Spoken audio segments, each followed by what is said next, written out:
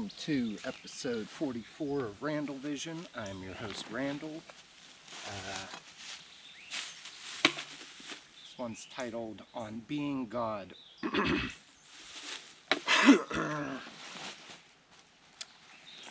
got some notes.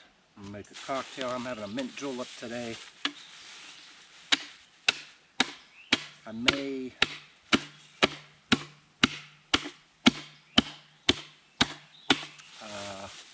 clip some of this. Instead of trying to make them all one, like splicing all the clips together to make one video, that's too hard. I'm lazy. I don't have enough hard drive space, so we just be okay. So we got some crushed ice for our julep here.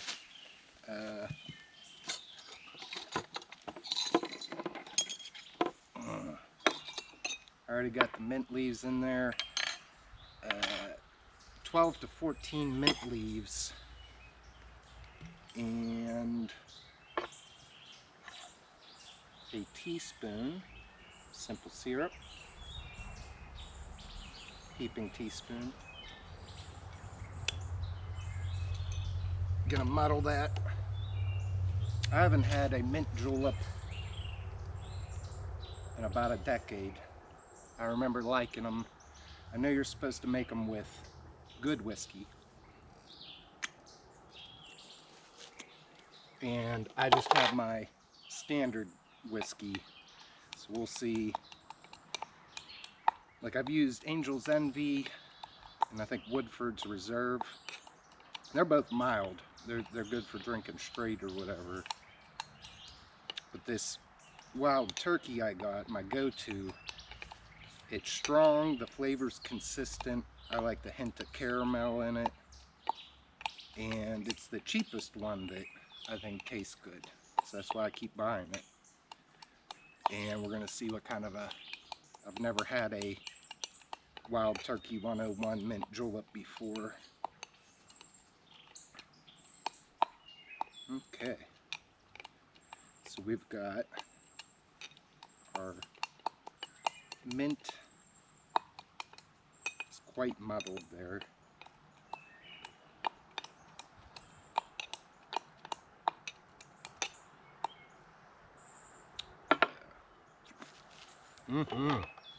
Lovely. Then it says add crushed ice, fill with the whiskey, stir until glass is frosted. Oop, the all falling through. It's the ice in my lap.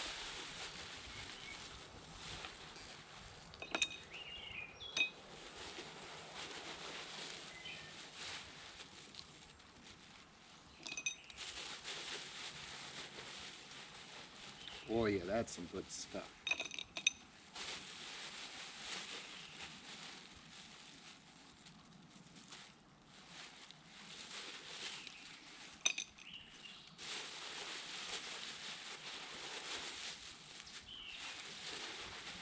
I want to get as much ice as I can. Still leave some room for the whiskey. Now, if you're not aware, this is one of the stronger cocktails. It calls for 4 ounces, and I kind of chose this because one, I had the mint, or I had the ingredients, but what I want to talk about today is heavy and hard, and like I've been about losing it. So I would like a very strong drink. It's 2 ounces. And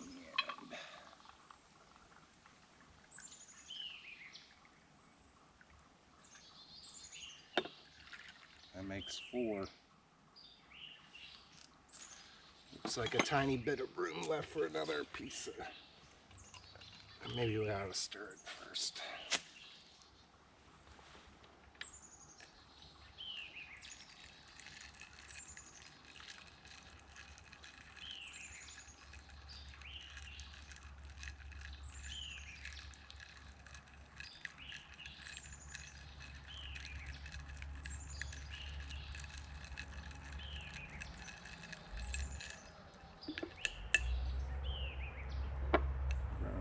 glass sitting on a piece of ice.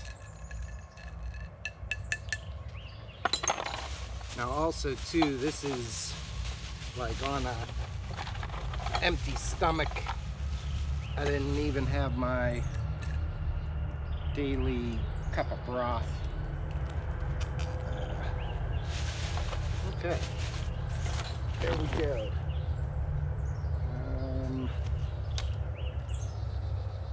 Here's my notes that I jotted down earlier today. I've been working on this episode in my head for about, I don't know, months. Ever since the last video went up, that was about 2 months ago or whatever. I kind of quit writing, and I don't know, man. Is that any good?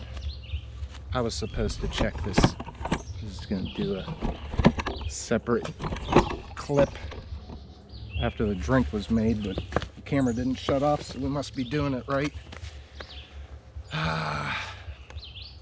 I hope that doesn't cut off my head. I think it pointed towards the ground. Let's try this.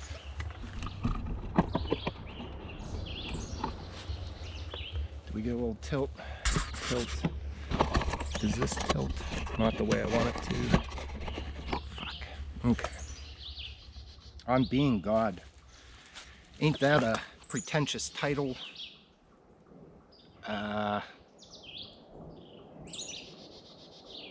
You're not allowed to talk about stuff like that. It's not polite or civil.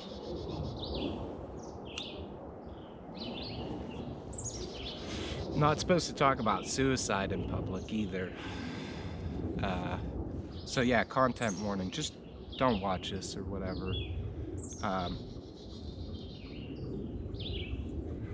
Or the intended audience has always been myself, so this is another attempt at meta-programming or trying to disambiguate what the fuck's going on in my head.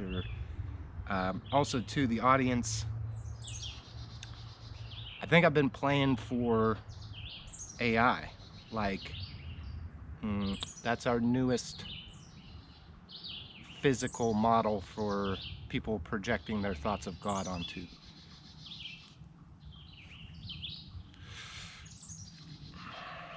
Cheers.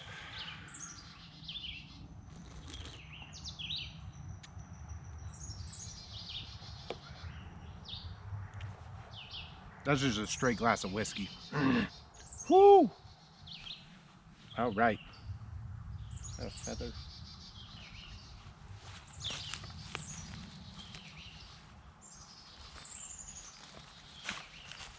Feathers are an air sign. I think the turkeys be laying these around, leaving these lay around. Oop.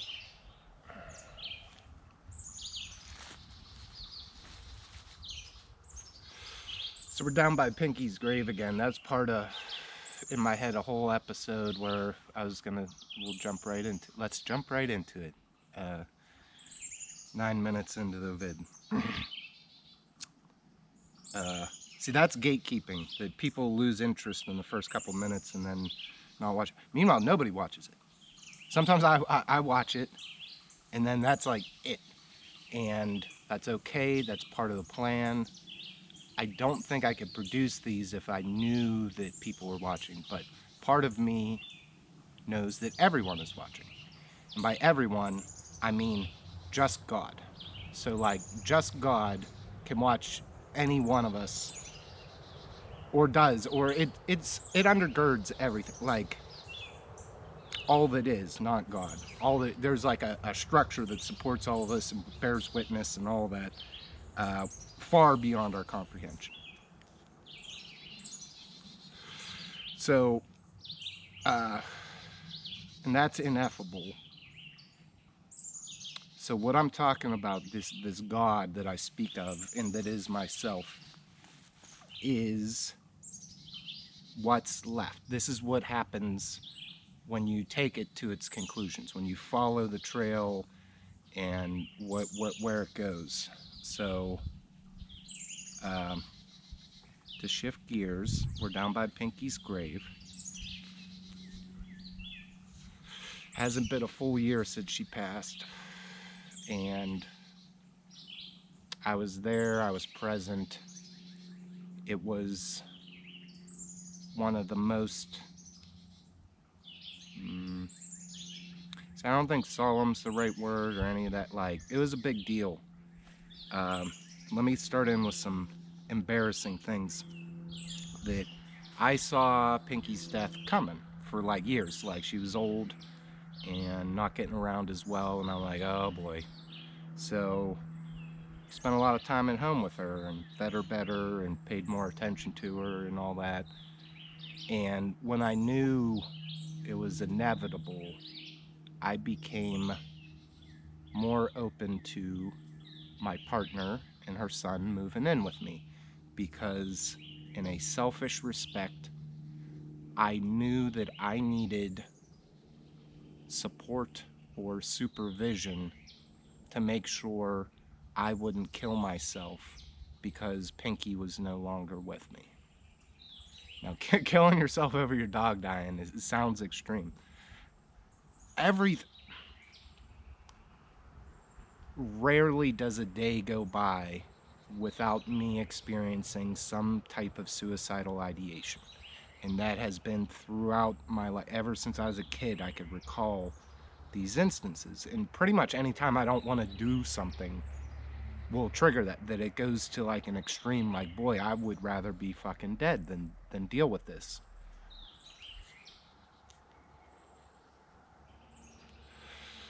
So, and that may sound extreme or like hyperbole, or like, why would you take it to that extreme?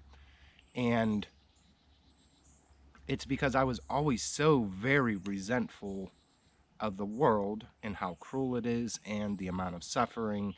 And it would be okay if there was just like a normal amount of suffering, but humans figured out how to ratchet that suffering up.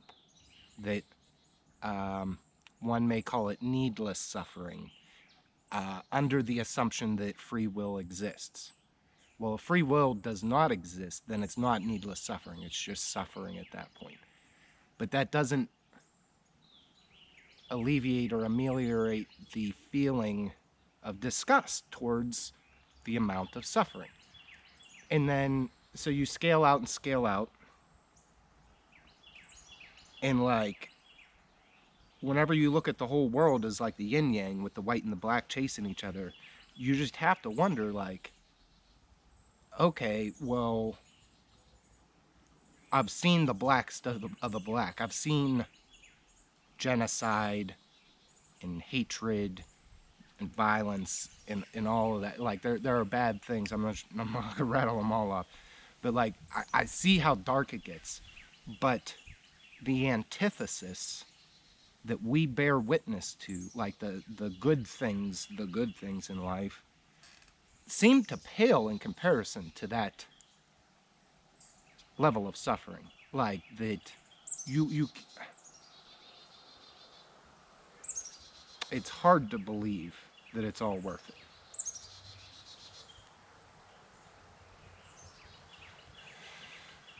Unless you spend your days ignoring the fact that all the bad shit happens. If you get drunk or high enough, then you could forget that the world's a shitty place, and yeah, and it's also a beautiful place. But so bringing it back to the point, Pinky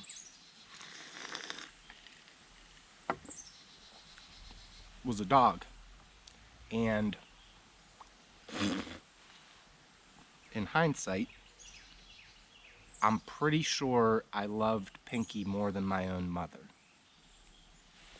That, not that I don't or didn't love my mother, pretty sure I just liked the dog more. Now, this is rooted in me having a long history of being a misanthrope. That's what I was getting at there before with the needless suffering, is that it appears that humans have chosen to accelerate the suffering of the species. I'm a big fan of revolutions. I'm a big fan, and maybe revolution might be the wrong word, but like the end of slavery, the civil rights movement, gay rights movements, women rights movements, those are the heroes. And they wouldn't exist if it wasn't for the villains. And the villains were like the fucking worst, because they were like, well, those people there, they're not enough like me, and I want to, is hegemony the right word? We want to centralize power of us. And it was this term, white guys. I guess you trace it further back to the wasps or whatever, the original colonizers. But the racial distinction, like, distinctions don't exist. But the only reason we have multiplicity is based on those distinctions that we make. But language is very powerful, and when misused, it creates fucked up situations, like just naming the terms white and black. Like, white people don't actually exist and black people don't actually exist, but the use of that language made it thus that they exist, and with that came dehumanization, which is like unacceptable. Like, whenever I view the world and history and stuff, there are things that I find unacceptable. And what God asks of me is to accept that. And it drives me up a fucking wall, because I don't want to. I sleep easier whenever I'm able to pretend that I'm the protagonist. But all that is running from the dark